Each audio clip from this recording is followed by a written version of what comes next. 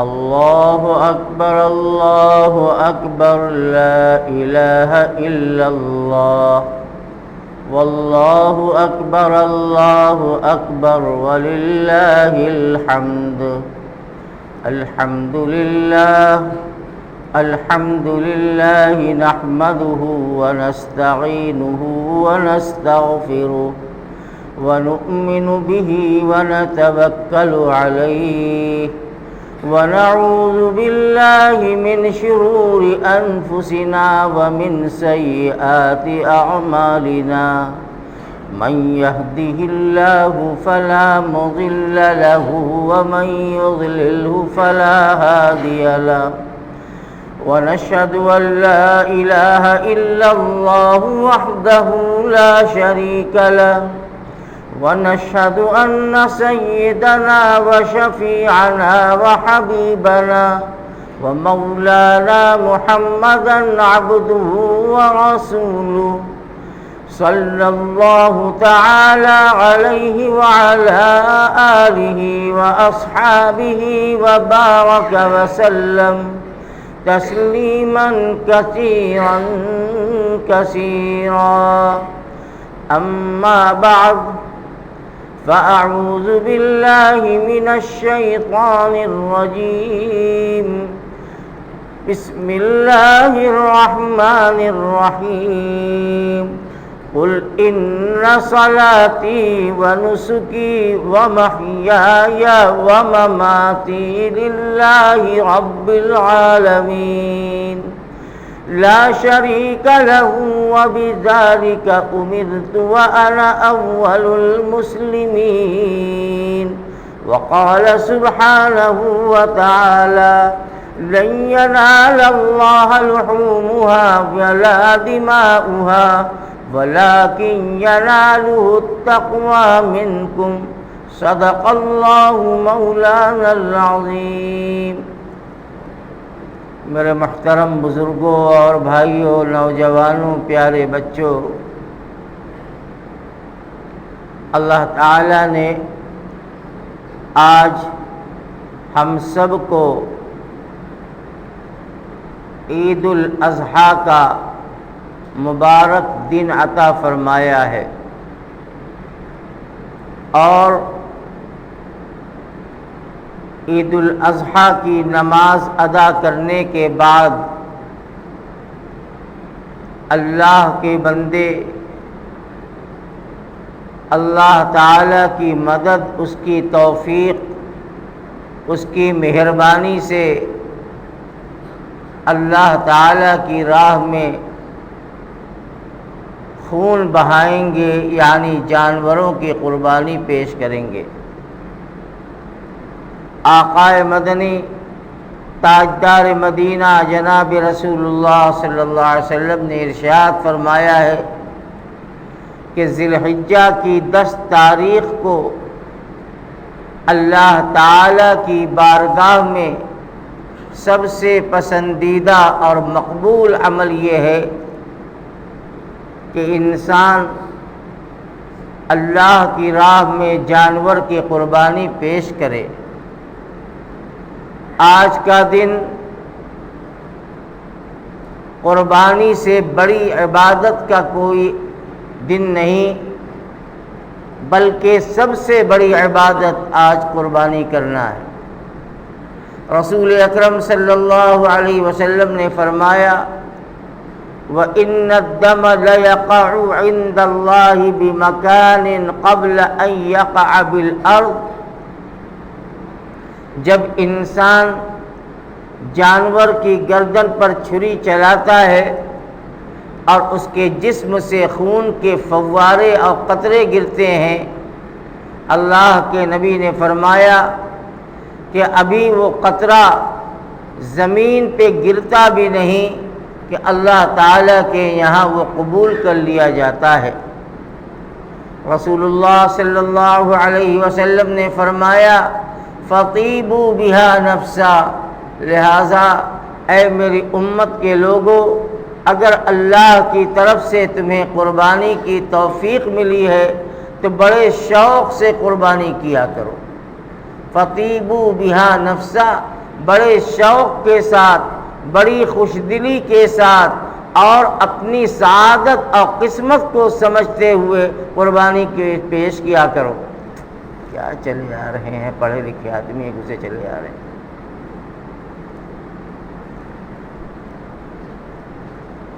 فرمایا گیا کہ خوش دلی کے ساتھ قربانی کیا کرو، اللہ کی توفیق سمجھو، ورنہ اللہ کے کتنے نیک بندے ایسے ہیں جو دل محسوس کے رہ جاتے ہیں اور قربانی کی استطاعت نہیں رکھتے۔ اللہ نے ہمیں اس لائق بنایا ہے اور ہم قربانی کرتے ہیں، چاہے جیسی کرتے ہیں، اس پر اللہ تعالی کا شکر ادا کیا کرو کہ خدا بند قدوس نے ہمیں عطا فرمائی اور ہمیں وسعت عطا فرمائی اور ہمیں توفیق عطا فرمائی۔ ایک مرتبہ رسول اللہ صلی اللہ تعالی علیہ وسلم کے صحابہ نے پوچھا ما هذه الاضاحی یا رسول اللہ، اے اللہ کے پیغمبر ہمیں بتلائیے کہ یہ قربانی ہے کیا چیز؟ ہم قربانی کرتے ہیں، آج لاکھوں نہیں کروڑ جانور پورے ملک میں اور دنیا کے اندر قربان ہو رہے ہیں، جہاں جہاں دستاریخ ہے۔ یہ آخر کیوں قربانی کرتے ہیں؟ حضور پاک صلی اللہ علیہ وسلم نے فرمایا سنت ابیکم ابراہیم، یہ قربانی اس لیے کرتے ہو کہ تمہارے جد امجد نبیوں کے باپ حضرت ابراہیم علیہ السلام کی سنت ہے، یہ ان کا طریقہ ہے۔ ابھی پرسوں جمعہ کے اندر میں نے وہ بات بتائی تھی کہ یہ سنت ابراہیمی ہے جو قیامت تک اللہ تعالیٰ اسے جاری فرماتا ہے۔ صحابہ پوچھتے ہیں قالوا فما لنا فیہا یا رسول اللہ، اے اللہ کے پیغمبر اگر ہم قربانی کریں تو ہمیں قربانی کا کیا ثواب ملے گا؟ اس میں ہمارے لیے کون سی ثواب کی بات ہے؟ اللہ کے پیغمبر نے فرمایا بکل شعرۃ حسنہ، ہر بال کے بدلے ایک نیکی مل رہی ہے۔ آپ بھینس کی قربانی کرتے ہیں، خصی کی کرتے ہیں، مینڈے میڑھے کی کرتے ہیں، جس جانور کی قربانی کر رہے ہیں اس جانور کے جسم پر جتنے بال ہیں اسے گنا نہیں جا سکتا، لیکن اللہ کے علم میں ہے کہ اس جانور کے جسم میں کتنے بال ہیں۔ اللہ کے نبی نے فرمایا بکل شعرۃ حسنہ، ہر بال کے بدلے اللہ کی طرف سے ایک نیکی مل رہی ہے۔ صحابہ پھر دوبارہ پوچھتے ہیں قالوا فالصوف یا رسول اللہ، اے اللہ کے پیغمبر بکریوں کا معاملہ ہے لیکن مینڈا جس کے جسم پر گتھا بال ہوتے ہیں ان کا کیا ہے؟ اگر ہم مینڈے کو قربان کریں تو کیا ملے گا؟ اللہ کے پیغمبر نے فرمایا بکل شعرۃ من الصوف حسنہ، ہر مینڈے کے جسم پر جتنے بال ہیں اس کی تعداد سوائے اللہ کے کسی کو معلوم نہیں، اللہ تعالیٰ اس تعداد کو جانتے ہیں، اور تمہیں ہر بال کے مینڈے کے ہر بال کے بدلے تمہیں ایک نیکی مل رہی ہے۔ میرے بھائیو بزرگوں، یہ عمل کی قیمت، آج کے دن کا یہ مبارک اور مقدس عمل اور مقدس عبادت،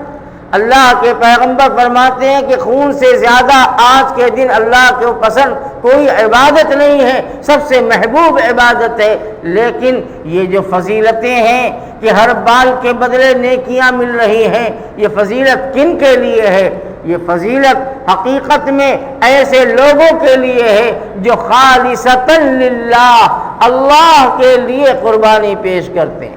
جن کے دل کے اندر اخلاص ہوتا ہے، جن کے دل کے اندر اللہ کی رضا ہوتی ہے، جو قربانی اللہ کو راضی کرنے کے لیے کرتے ہیں، دنیا کو دکھلانے کے لیے نہیں کہ ہم نے 50,000 کی قربانی کی، ہم نے 2 لاکھ کی قربانی کی، ہمارے جانور ایسے تھے، یہ چیزیں نہیں ہیں۔ ان کے اندر شہرت اور نام و نمود کی کوئی ایسی چیز نہیں ہے، یہ ثواب ان کے لیے ہے۔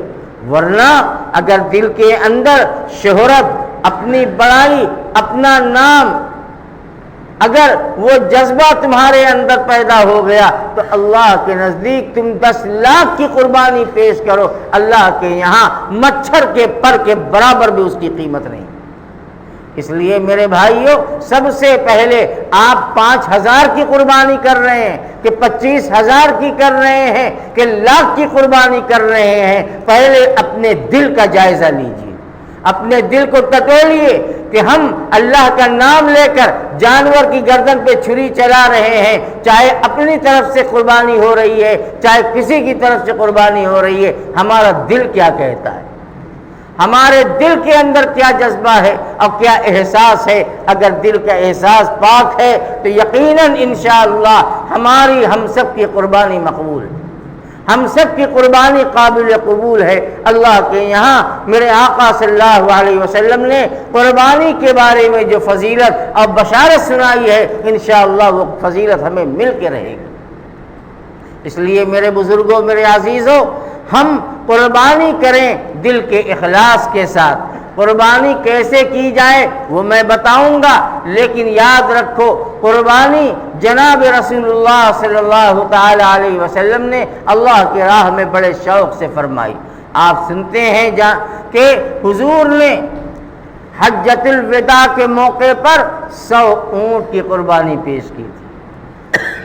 100 اونٹ کی قربانی پیش کی تھی، جس میں 63 اونٹ آپ نے اپنے ہاتھ سے نہر فرمائے تھے، اور باقی اونٹ حضرت علی رضی اللہ تعالی عنہ کو حکم دیا کہ علی تم اس کو نہر کر دو، اس لیے کہ اونٹ کو ذبح نہیں کیا جاتا، اونٹ کو نہر کیا جاتا ہے۔ یہ اور آپ علیہ الصلوۃ والسلام نے اس قربانی کے اندر اپنی امت کو شامل فرمایا۔ یہ کتنا بڑا اللہ کا فضل اور محسن کائنات حضرت محمد الرسول اللہ صلی اللہ تعالی علیہ وسلم کی محبت اپنی امت کے ساتھ ہے کہ آپ نے جہاں اپنے لیے، اپنے گھر والوں کے نام پر اور دوسروں کے نام پر قربانی کی، آپ نے اپنی امت کے نام پر بھی قربانی کی۔ اس لیے میرے بھائیوں، میرے آقا علیہ الصلوۃ والسلام نے جو امت کے نام پر قربانی کی ہے، ہمیں یقین ہے کہ ہم سب کی طرف سے اللہ کے یہاں وہ مقبول ہے۔ اب ہمارا بھی اخلاقی فریضہ بنتا ہے کہ اگر اللہ نے ہمیں وسعت دی ہے تو ہم بھی آقا نامدار سرکار دو عالم صلی اللہ تعالی علیہ وسلم کے نام پر قربانی پیش کریں۔ امت پر آپ کے جو احسانات ہیں، ان احسانات کا بدلہ تو نہیں ادا ہو سکتا، لیکن جو ہو سکتا ہے اس میں کوتاہی اور کمی نہیں ہونی چاہیے۔ اور اللہ کا شکر ہے کہ اللہ نے جس کو توفیق دی اور جن گھروں کے اندر قربانیاں ہوتی ہیں، اکثر گھروں کے اندر اللہ کے پیغمبر صلی اللہ علیہ وسلم کے نام نامی اسم پاک پر بھی قربانی ہوتی ہے، کرتے ہیں۔ یہ جذبہ ہے ہمارا کہ ہم لاکھ برے سہی، گناہگار سہی، ہم اخلاص اور تقوی سے خالی سہی، لیکن ہمارے دل میں محبت ہے اپنے آقا حضرت محمد الرسول اللہ صلی اللہ علیہ وسلم کی۔ کیا بعید ہے کہ پروردگار عالم آقا مدنی صلی اللہ علیہ وسلم کے نام پاک کی قربانی کے صدقے میں اللہ ہمارے گھر والوں کی قربانیوں کو قبول فرما لے۔ اس لیے کرتے ہیں، اب کرنا چاہیے، یہ ہمارا اخلاقی فریضہ بھی ہے اور دینی فریضہ بھی بنتا ہے کہ اگر خدا نے ہمیں اس لائق بنایا ہے۔ اسی طرح سے ہم لوگ، اکثر لوگ اپنے مرحومین کی طرف سے بھی قربانی کرتے ہیں، ماں باپ اور اللہ جتنی توفیق دے آگے قربانی کرتے ہیں۔ یہ بھی بہت بڑی بات ہے۔ آپ ان کے نام کی قربانی کرتے ہیں، اللہ تعالیٰ ان کی روح تک آپ کا ثواب اور آپ کے اس عمل کا اجر پہنچاتا ہے۔ نبی کریم علیہ الصلوۃ والسلام نے ایک حدیث میں ارشاد فرمایا کہ جب بندہ یعنی جو زندہ ہیں، جب زندہ لوگ اپنے مردہ بھائی بہن باپ ماں بیٹا وغیرہ وغیرہ کے لیے ایصال ثواب کرتا ہے، ایصال ثواب کی الگ الگ شکلیں ہیں۔ ایک شکل یہ ہے کہ آپ قبرستان جا کے فاتحہ پڑھ دیجئے، یہ بھی ایصال ثواب ہے۔ ایک شکل یہ ہے کہ آپ ان کے نام پر صدقہ و خیرات کر دیجئے، یہ بھی ایصال ثواب ہے۔ ایک شکل یہ ہے کہ آپ ان کے نام پر جانور کی قربانی پیش کریں، یہ بھی ایصال ثواب ہے۔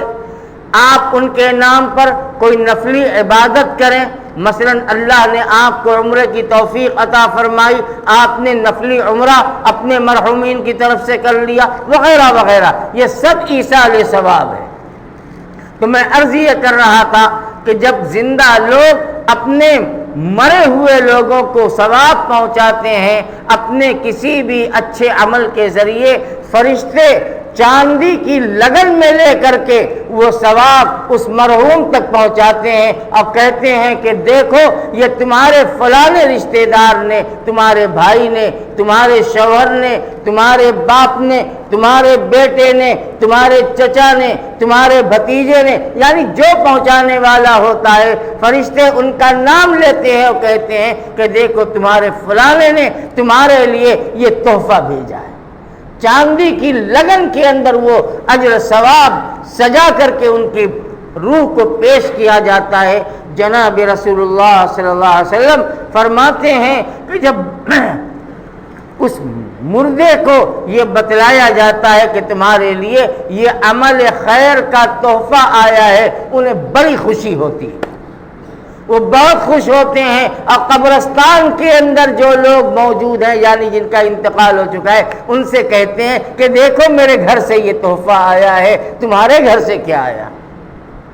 اس لیے میرے بھائیوں یہ ایصال ثواب کو معمولی مت سمجھو۔ آپ نے ایک قرآن کی سورت پڑھی اور سورت پڑھ کر کے اپنے مرحوم کو پہنچا دیا، آپ کو پڑھنے کا ثواب ملا، آپ نے انہیں پہنچایا، ان کو پہنچانے کا ثواب ملا۔ جانور کی قربانی کر رہے ہیں، چاہے آپ 2000 کا حصہ لے کر 2500 کا حصہ لے کر کر رہے ہیں، چاہے 15000 کے ایک خصی کی قربانی کر رہے ہیں، اللہ تعالیٰ نے اگر آپ کے دل کے اندر اخلاص اور تقوی پیدا کیا ہے تو انشاءاللہ یہ اجر ثواب بھی ان کی روح کو پہنچتا ہے۔ اسی لیے اگر خدا نے توفیق دی اور خدا نے اس لائق بنا، یہ ضروری نہیں ہے، یہ واجب نہیں ہے، یہ فرض نہیں ہے، بلکہ یہ آپ کی قربانی جو مرحومین کی طرف سے ہوتی ہے یہ نفلی قربانی۔ لیکن اگر خدا نے استطاعت دی ہے تو اس میں پیچھے نہیں رہنا چاہیے، اس لیے کہ اگر آج ہمارے باپ دنیا میں نہیں ہے، ہماری ماں دنیا میں نہیں ہے، اگر ہم اپنے ماں باپ کی طرف سے قربانی کر رہے ہیں تو ہمارے پیچھے جو آنے والی نسل ہے، جو ہماری اولاد ہے، ہمارے عمل کو دیکھے گی تو کل جب ہم دنیا میں نہ ہوں گے تو یہ اولاد کم سے کم ہمارے نام کی تو قربانی کر لے گی کہ میرے باپ نے اپنے باپ کی قربانی کی ہے، تو کم سے کم ہم آج اپنے مرحوم باپ کی قربانی کریں۔ تو اس لیے انہیں جگاؤ بھائی، ان کا وضو ٹوٹ جائے گا۔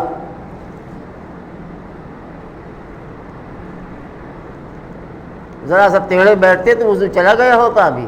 وہ تو بچ گیا۔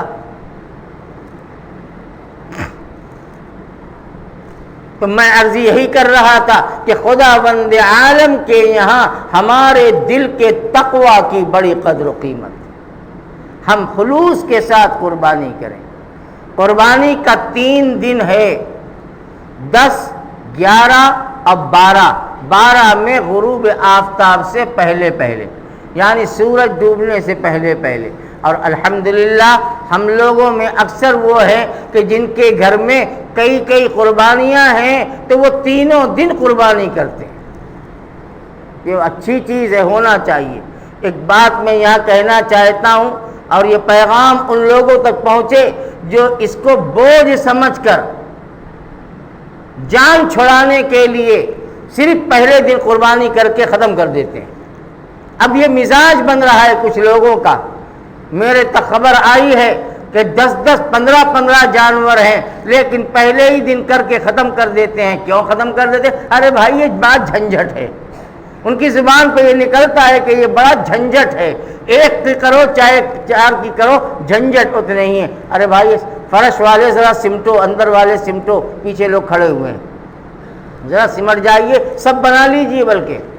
اٹھ جائیے۔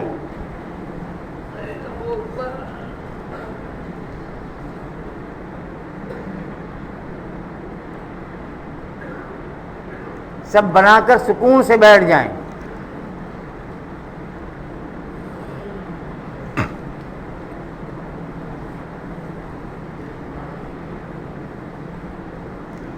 نماز انشاءاللہ بالکل اپنے وقت پر ہوگی، ابھی 32 ہوا ہے، بیٹھ جائیے۔ اور اب پیچھے کوئی ذمہ دار کھڑے ہو جائیں اور وہ آنے والوں کو اوپر کی طرف چڑھاتے رہیں، بالکنی بھی تقریباً بھر چکی ہے، کوئی ذمہ دار رہے اب لوگوں کو اوپر کی طرف بھیجے۔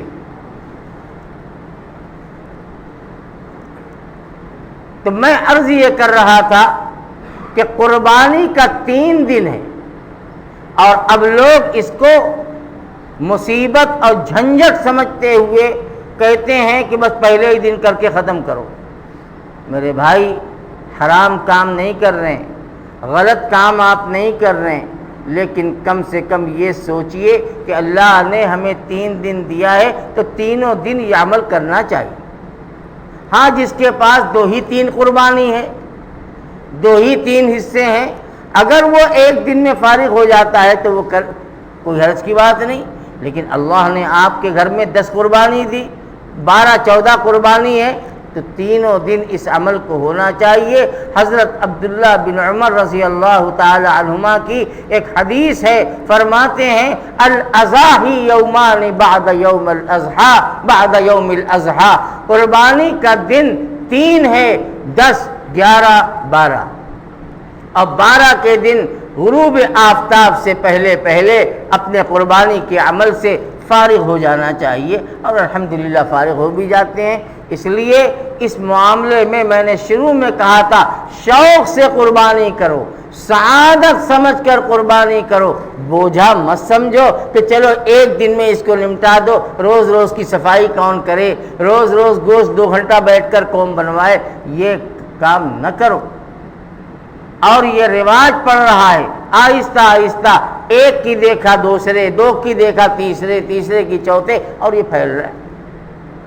اس لیے اس کو بھی ذہن میں رکھیے اور قربانی کیجیے۔ قربانی کے دن کا مخصوص عمل کیا ہے؟ آقا نامدار صلی اللہ تعالی علیہ وسلم کی مبارک سنت یہ ہے کہ عید الفطر کے دن آپ عیدگاہ جانے سے پہلے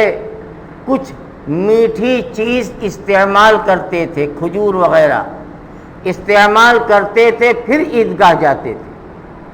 اور عید قرباں یعنی عید الاضحیٰ کی سنت آپ کی یہ ہے کہ آپ فجر کی نماز کے بعد جب تک عید الاضحیٰ کی نماز نہیں ادا کر لیتے اور جانور کی قربانی نہ ہو جاتی، آپ کچھ کھاتے نہیں تھے، بلکہ جانور جب ذبح ہوتا تو اسی کے جسم کا کوئی ٹکڑا کو گوشت کا، جسے ہم لوگوں کے رواج ہے کلیجی کا، آپ اسے تناول فرماتے۔ یہ حضور کی سنت ہے، لیکن یہ عمل زیادہ سے زیادہ مستحب اور سنت کا درجہ رکھتا ہے۔ افضل یہی ہے کہ ہم بھی اپنی قربانی کریں اور قربانی کا حصہ سب سے پہلا لقمہ میرے منہ کے اندر وہی جائے۔ لیکن کوئی بوڑھا ہے، بیمار ہے، شوگر کا مریض ہے، جو بہت دیر تک خالی پیٹ نہیں رہ سکتا، اور ادھر چکوا کسائی مل نہیں رہے ہیں، کب ہوگی قربانی، کیا شکل بنے گی، تو بلا وجہ اپنے آپ کو مصیبت میں ڈالنے کی ضرورت بھی نہیں۔ بلکہ آپ کچھ کھا لیجئے، چائے ہے، بسکٹ ہے، یا جو بھی ہے، آپ اتنے لمبے تک رک نہیں سکتے، آپ کو دقت ہے یا عمر زیادہ ہے، بوڑھے لوگ ہیں، تو ان کے کھا لینے میں کوئی حرج بھی نہیں ہے۔ اور بہت سے لوگ اس عمل کو روزہ کہتے ہیں کہ ہمارا روزہ ہے، یہ ہم بچپنے سے سنتے چلے آ رہے ہیں کہ قربانی سے پہلے جب تک قربانی نہ ہو جائے، کلیجی نہ ہو جائے، ارے کچھ کھانا مت، روزہ ہے۔ یہ ناواقفیت اور علم نہ ہونے کی بات ہے۔ روزہ کچھ نہیں ہے، یہ اسے روزہ کہنا بھی نہیں چاہیے، یہ روزہ نہیں ہے، بلکہ یہ تو اللہ کے رسول صلی اللہ علیہ وسلم کی ایک مبارک سنت ہے، اس سنت کو ہم ادا کر رہے ہیں، اور اس کو آپ روزہ کا نام نہ دیجیے، یہ روزہ نہیں ہے۔ قربانی کے سلسلے میں پہلی بات سمجھیے کہ قربانی کیسے کی جائے، قربانی کا بہتر اور مسنون عمل کیا ہے۔ قربانی اس طریقے پر کی جائے کہ جب جانور کو زمین پر لٹایا جائے تو اس کا چہرہ قبلے کی طرف ہو جائے، اس کا رخ قبلے کی طرف رہے، اور یہ اس وقت ہوگا جب آپ جانور کو اتر دکن کھڑا کریں گے اور پیچھے کی طرف چکوا ہوگا اور اس کو یوں پٹکے گا تو جانور کا پاؤں بھی اور اس کا چہرہ یہ دونوں قبلے کی طرف چلا جائے گا۔ یہ مطلب نہیں ہے کہ آپ پورا پچھم کھڑا کیجئے، یہ مطلب نہیں ہے پچھم طرف رخ کرنے کا، بلکہ اس طرح سے کیجئے اور یوں گرائیں گے تو اس کا رخ ادھر ہی، چہرہ ادھر چلا جائے گا۔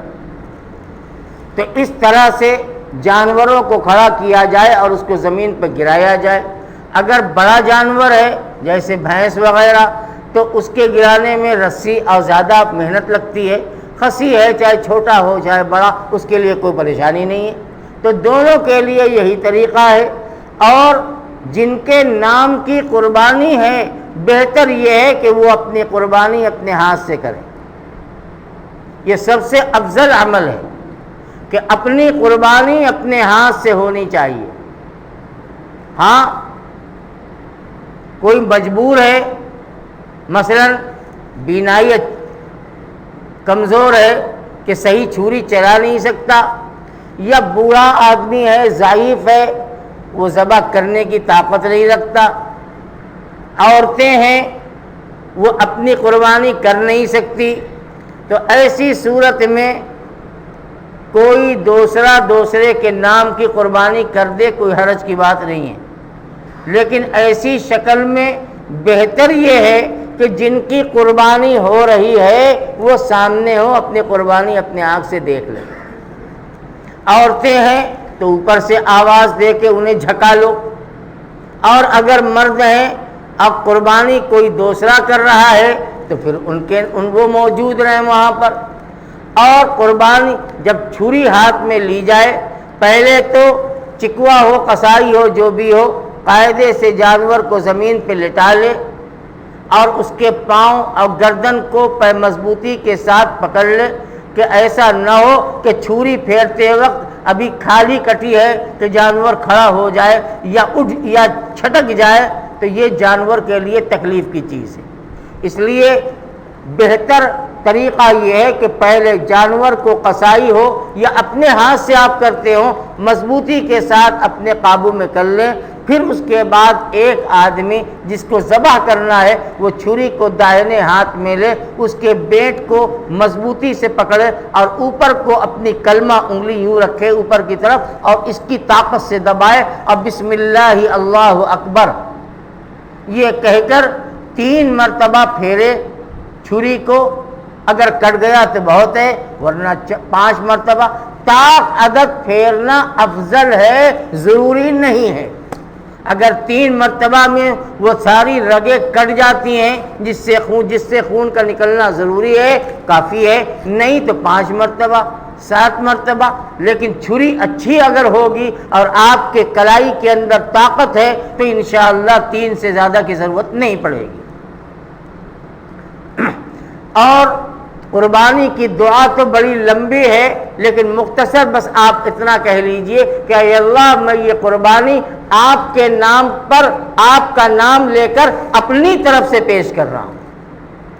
یعنی بسم اللہ اللہ اکبر، یہ اللہ کا نام لیا، اور قربانی آپ اپنی کر رہے ہیں، دل میں یہ کیجئے اے اللہ آپ کا نام لے کر میں اپنی طرف سے قربانی کر رہا ہوں، پروردگار اسے قبول فرما لے۔ اور اگر دوسرے کی طرف سے کر رہے ہیں ان کا نام لے لے، اپنے مرحومین کی طرف سے ہے، بیوی کی طرف سے ہے، یا جس کی طرف سے آپ قربانی کر رہے ہیں ان کا نام لے لیجئے کہ میں ان کی جانب سے قربانی کر رہا ہوں۔ اس لیے کہ عربی دعا آپ پڑھ نہیں پائیں گے، اتنا وقت نہیں رہتا، تو کم سے کم دل کے اندر بس یہ نیت ہو جائے، انشاءاللہ یہی آپ کے لیے کافی ہے۔ اور آخری بات، اس لیے کہ اب وقت 3 منٹ باقی ہے، اب میں نے کہا ہے کہ انشاءاللہ نماز وقت سے ہوگی۔